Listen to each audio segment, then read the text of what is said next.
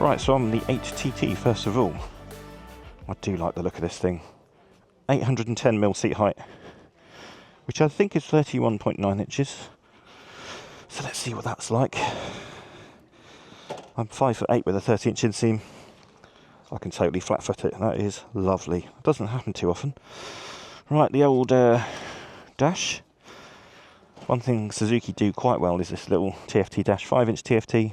Mode button, like, there's literally 3 buttons to cycle through all the things. You've got traction control there, riding modes. I quite like to be in B just because I find it a little bit softer. And you got C, which is more like a rain mode. I'll leave in A just to see what that's like.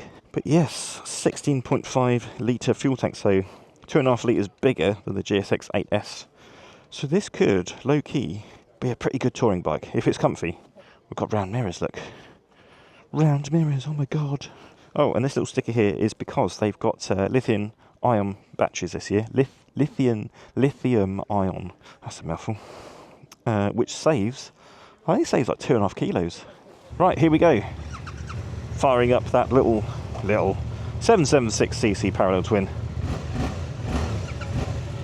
It's lovely to be back on one of the 800s. I do love these bikes. So the ground is a little bit soggy, so we are going to have to be a little bit careful. Right, so let's start off with the engine. 776cc parallel twin, making 82 horses and 78 Newton meters of torque.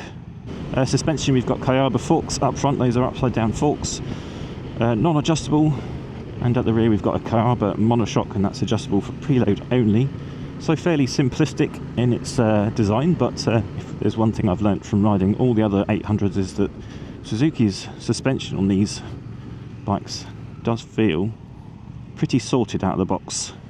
Braking wise, we've got Nissin full piston calipers up front. Those are biting down onto 3 10mm discs, I think. And at the rear we've got a single Nissin caliper and a 2 40mm disc. But we'll go into the performance of each item later in the video, but I'm just going to get the tech specs out of the way. For those who like that, for those who don't, you can skip forward. I'll put some chapters in so that you don't have to listen to me waffle on about stuff you're not interested in. We've got a bendy bus. Haven't seen one of those in a while. So we had bendy buses in London and they were an absolute disaster. Just because London, the streets in London are quite narrow, and those buses were really bloody unreliable, basically. So we'll talk about some chassis items. So seat height, as I've mentioned, 810mm or 31.9 inches. We've got a wet weight of 203 kilos, or I think it's 440 pounds, there or thereabouts anyway. But the tyres aren't doing a terrible job. We've got Dunlop Road Sport 2s. Now these are OEM tyres, so you know they're not going to be the best in the world. This does look very shiny. Not liking this road surface, Mr. Suzuki, sir. So let's talk about some electronics. We've got the 5-inch TFT there. You've got the Suzuki Intelligent Ride System, which is essentially their whole suite of electronics. So you've got the riding modes, you've got the traction control, and the ABS, quick shifter, that sort of thing. So you've got 3 riding modes, A, B, and C. A being the most aggressive, C being the least aggressive, sort of like a rain mode. But I quite like to keep it in B, which is a nice middle of the road. They all make the same power. It's how the power is delivered. I find A just a little bit too snatchy and jerky for me. TC we've got 3 levels as well as off. We've got a quick shifter standard on this bike, up and down quick shifter. It's the same as on the other 800 platforms. Works pretty well actually. Can be a little bit harsh at times on the downshifts. We've got LED lights all over, of course. And one thing Suzuki was saying is that this is the first ever Suzuki motorcycle with a round LED headlight. So we have a first right here. That dash has got lots of useful information, fuel gauge, trip meters, your fuel economy, your gear, obviously speed and revs. But yeah, really bright, really legible. I've turned it into the night mode for now because it's a black bike, so I think a black dash just looks right. Roundabouts look a bit slippery nipple. So they took some cues from, you know, Suzuki's heritage, and they really looked at the AMA superbike, the GS1000. I'll put some pictures up, and you can kind of see where they got the influence for this bike. It comes in these 2 colours, this lovely lacquered black colour with red wheels, and also you've got the I thought it was black and gold, but apparently it's some kind of dark metallic green. Maybe it will show up in the sun a little bit more. Ooh, that's some really nice architecture actually. But this was of course designed with the help of the Japanese engineers and designers, so it wasn't just all done in Europe, but a young chap called Arthur was the main designer for the concept of this bike. He was showing us some drawings. I'll see if I can get some pictures of those. A very talented guy. I think this is one of the best looking retro bikes out on the market. I'm not just saying that because I'm here in Slovenia, but I do think genuinely this is a beautiful motorcycle. Right, so I'm going to ride the bike for a little bit and get used to how it feels, and then I can come back and tell you a bit more about what I think about the performance. So I will see you in a bit. Bye.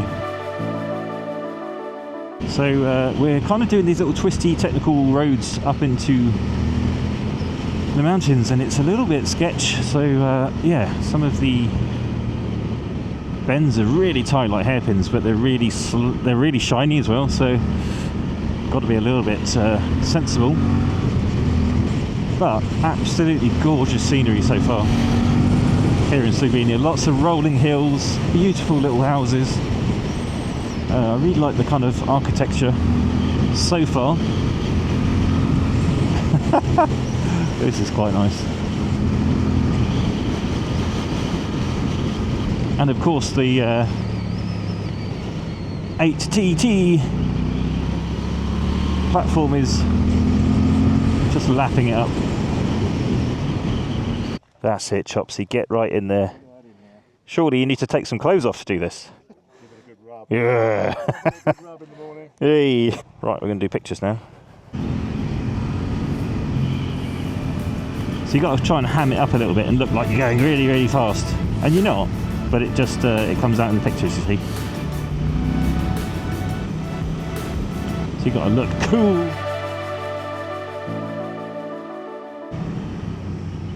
That's Jason Critchell. He's an excellent, excellent photographer. Snapper JC is his Instagram handle. Ah, so that's the test rider for Suzuki who's behind me. So yeah, he's going to be a lot quicker than me.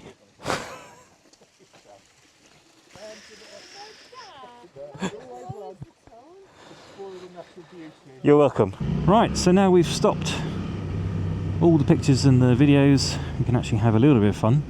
And I've got to say, bike is absolutely great. There you go, review done. Right, so where do I start? I mean, essentially this bike is an 8S with retro DLC, and but that's no bad thing. The 8S is a fantastic platform. Oh, look at that, proper landslide.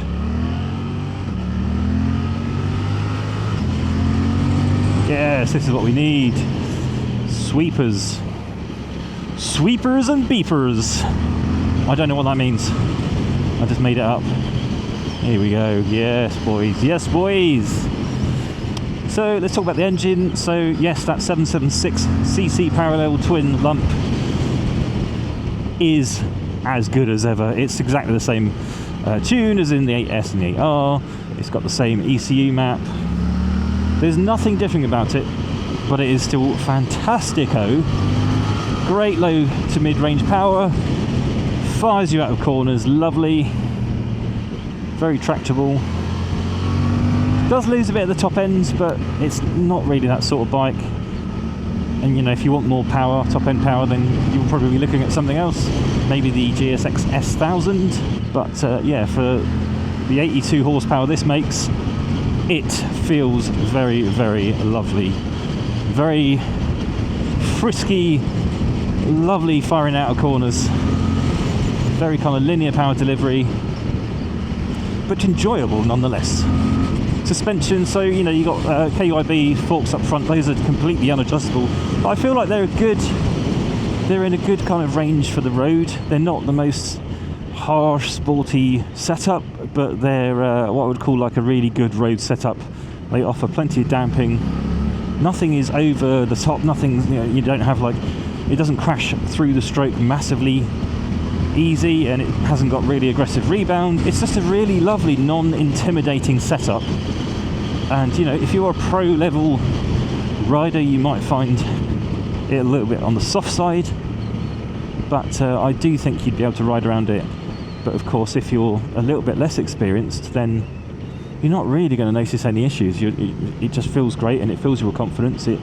Now that we've got some heat in the tyres, handling's absolutely lovely. It tracks really nicely, mid-corner. It did take a little while to get the tyres heated up because we were stop-starting earlier. Stop starting, not farting. Yes, this platform is absolutely wicked. Love it. Hello, flowers. Oh, we're into the wet again. Dodge. Bit dodge. You have to be a bit careful. I'll be the first to admit I'm not the most confident wet road rider. And I think, do you know what? I think that's a good thing.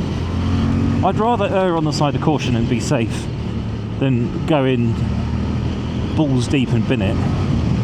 He says, touch wood, touch wood. Touch my wood. Brakes.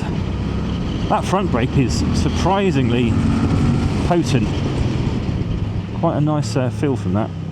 Rear brake is good for scrubbing off speed mid-corner as well, and it's not overly sensitive. Like there's actually quite a nice amount of give in the lever. It doesn't just jam on the rear brake and kick in the ABS. So that's good. Very manageable, even for the most ham-footed riders like me. Throttle response in B mode is absolutely lovely. I think B mode is the one to be in. B is for brilliant. I find A mode just a little bit choppy. Yeah, it does deliver a bit more power sooner, but I think B is the one to be in. And then if it's really dodgy weather, you can stick it in C, which is essentially rain mode. Oh god, I don't like this shiny road. Nice house though. Kick out the tyres and light the fires, Big Daddy! Name that film. Oh god, I don't like these wet roads. I do not like these wet roads. I could see me and Chopsy just sort of hanging back a little bit when it gets a bit wet. Now what's wrong with that? I'd rather be safe than try and be a hero and then flipping throw it down the road. I'm riding my own ride. You can actually see the spray coming off the tyres. But you know, you can be sensible and just poodle around, and it's a very comfortable place to be. Oh, Chops has lit the fuse.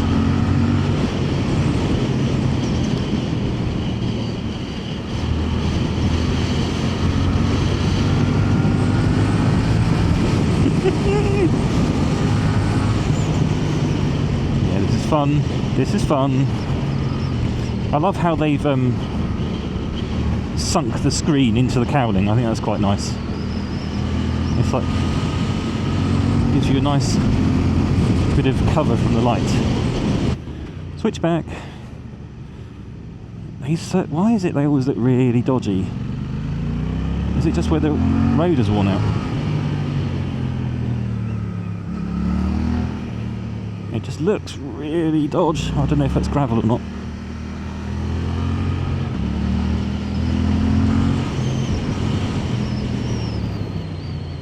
I'm not a massive fan of like these slow technical roads.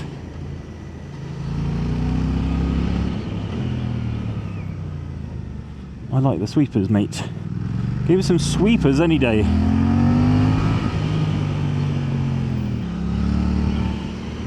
Oh, this bike handles so nicely, even with these tyres, which sounds a bit cruel, but you know, they are OEM Dunlopies. Oh, hello. But yeah, you can really throw this bike around, as hopefully you've seen. I'm not the fastest rider for sure, but I just like to ride at my own pace and have a bit of fun. This looks a bit wet. Oh yes, I'm going to stay right down. I don't like it. And it's bumpy as well. Yeah, suspension actually quite nice. Like I said, it's not crashing through the stroke, it's just doing a very lovely job in kind of all areas. As a road biased motorcycle, I'm quite impressed. Quick shift is also very good, as you would imagine. Can be a little bit hard on the downshifts. Every now and again you just get a little blip of ABS, but it's fine. Ooh, don't go down there. Don't go down there. Look where you want to go, not where you don't. Oh wow, look at this. Look at this. Ooh. That is flipping stunning. Oh, it's just so nicely balanced, this bike. Lovely, lovely stuff. Very nice. Okay, can we just appreciate the scenery? Oh, hello, doggos! Eee. Yes, we can. Look at this. Look at its views. Absolutely beautiful. Stunning. Gonna have to come back to Slovenia and ride at a much more leisurely pace, because this is lovely. Absolutely lovely. If you've ever ridden the 8S, it feels identical, basically, but it's got a nice retro makeover. That's kind of really the main point about the bike, is it's already a great platform. It's just a visual change. Oh my god, look at this! Look at this! Absolutely lovely. Sorry if you're expecting some half decent useful information, but I'm just enjoying the ride, to be honest with you. Gearbox is very nice. Nothing to complain about, really.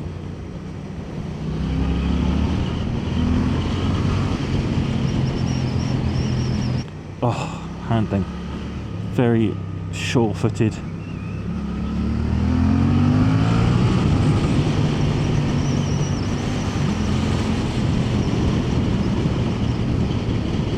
What a corker. What a cracking bike. Knee position's pretty good. We've been on the bike for a couple of hours. 3 hours, in fact, and yeah, no real issues. Seat is lovely and plush. No bum aches at all. It's very, very comfortable. I guess in terms of seating position, I'm not really looking forward that much. It is quite upright. Not totally upright. I think we've just turned up the temperature a little bit on the riding pace.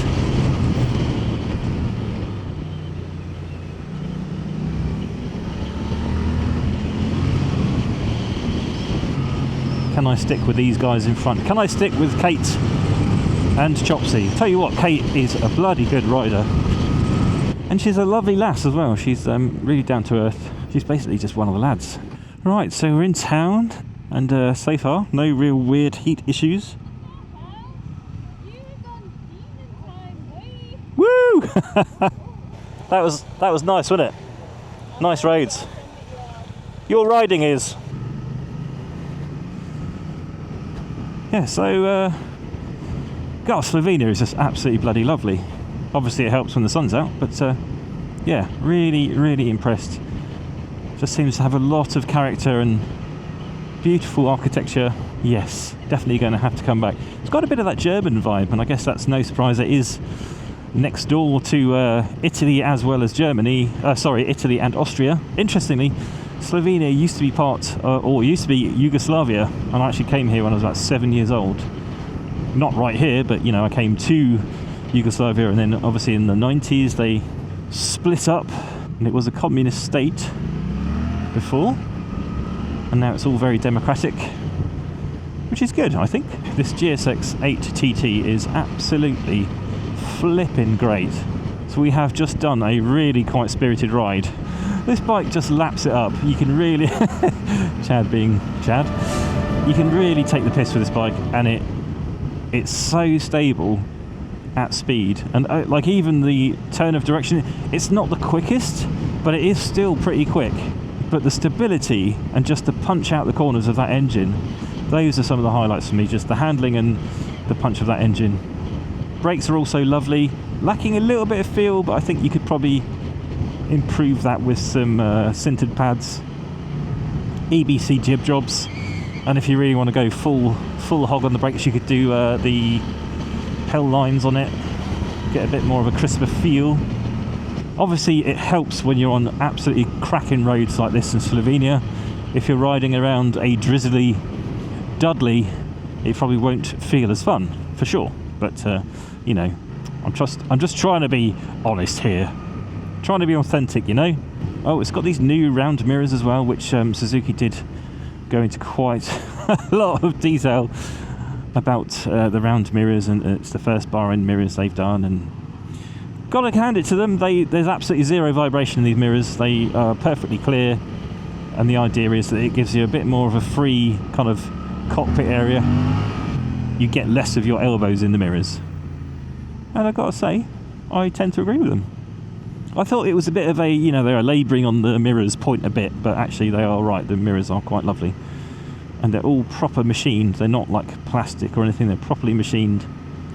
Really nice. What else do we like? Oh, they've spent quite a lot of time on the new headlight, explaining that it's brighter and the beam goes a lot further. And they said that with high beams on, it's essentially like cornering lights.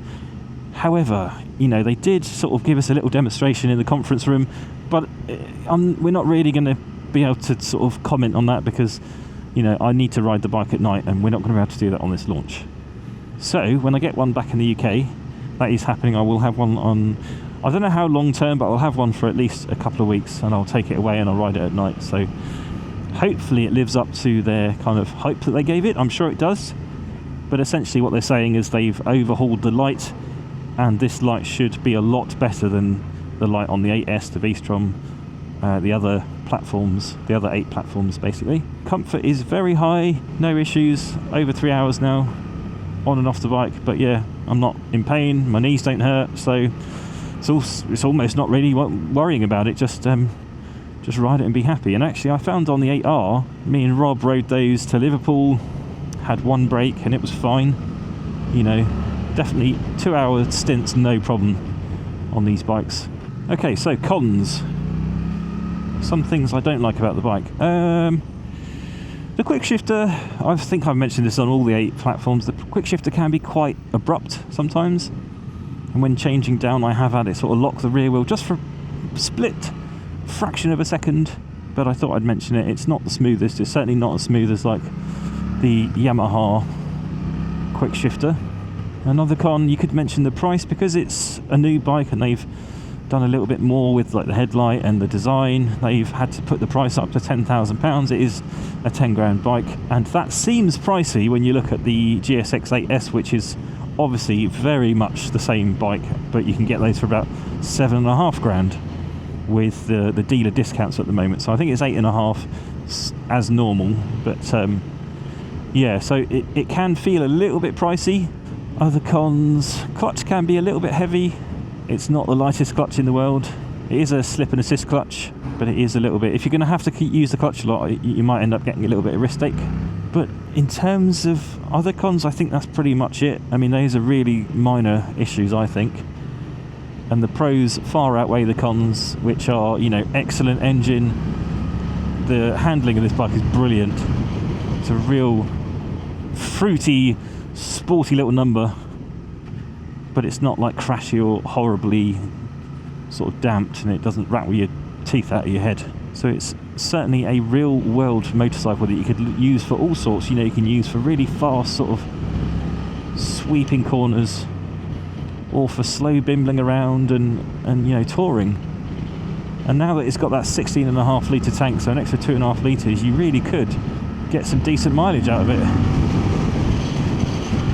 They reckon about 240 miles out of a tank, but of course that does depend on how you ride. If you ride like a buffoon, you'll get a lot less. Ooh, we have tunnel, bit of tunnel vision.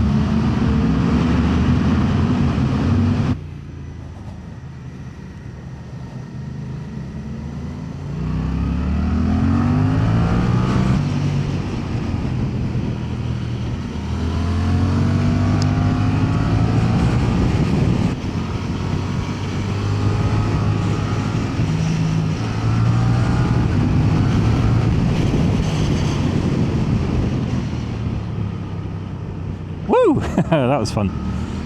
Yeah, so I think that'll just about do for this video. If you've got any questions about the bike, do please leave a comment and I'll see if I can get back to you as soon as I can. But I just want to say thank you so much for watching this video.